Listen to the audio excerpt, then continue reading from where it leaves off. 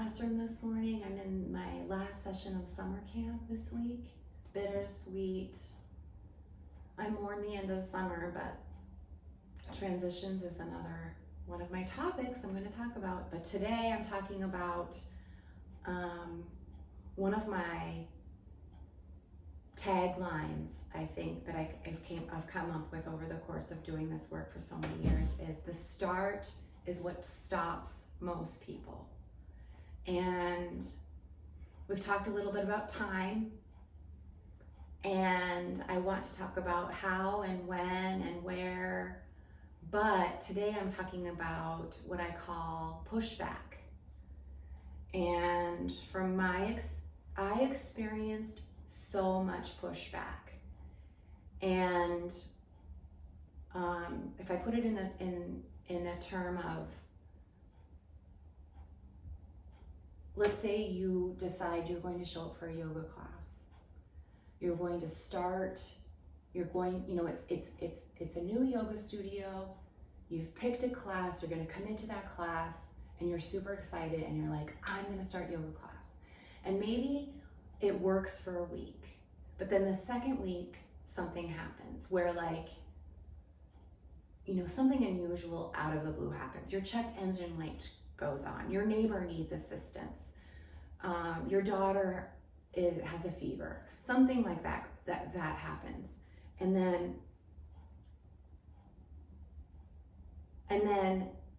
the next time there's more pushback. Something out of the ordinary happens where you can't go to your yoga class that you've just claimed you wanted to start.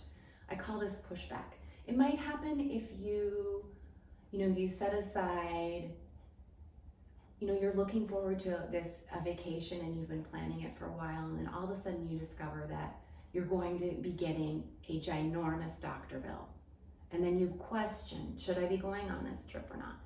Pushback happens in a lot of different ways. It happens for creatives all the time. And that's why starting is sometimes the hardest part, is starting, because of the pushbacks. And what I found works is to acknowledge, to recognize this as a pushback, to say, okay, this is a pushback, it's challenging me, and to not, argue with it or force your way through it, but to just acknowledge it and either try for later in the day or try the next day again, start fresh. Pushback happens, acknowledging the pushback and say, I'm still gonna keep trying. I'm still gonna keep trying to start this. I'm still gonna keep trying to start this. Eventually, with acknowledgement of the pushback and recommitting to starting every day, there won't be any. Because what happens to a lot of us is we're not conscious of the pushback, and all of a sudden, several series of pushbacks happen, and we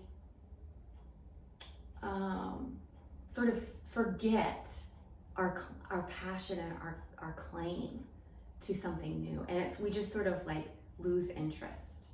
It happens so often. I can't even tell you. I can look back in my life now when I wasn't conscious of that, and when I would claim something and it would just fizzle out, and I couldn't understand why I lost interest in it, or because I didn't recommit to starting.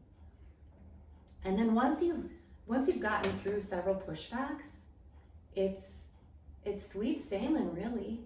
You've established a habit and you've carved out the space, and it really, that is a sweet place to be. But it does feel like some hurdles happen right at the get-go. I used to think this was just me, and people that I coached suffered from this, but then when I did read The War of Art, Stephen Pressfield's The War of Art, which is one of my handbooks as an art maker, a creative person, a creative thinker, he dedicates a whole section to resistance. When we start a new endeavor, there's automatically resistance. And I'll put one of my favorite quotes in the caption. That's week 3. The start is what stops most people. Don't let it stop you. Okay.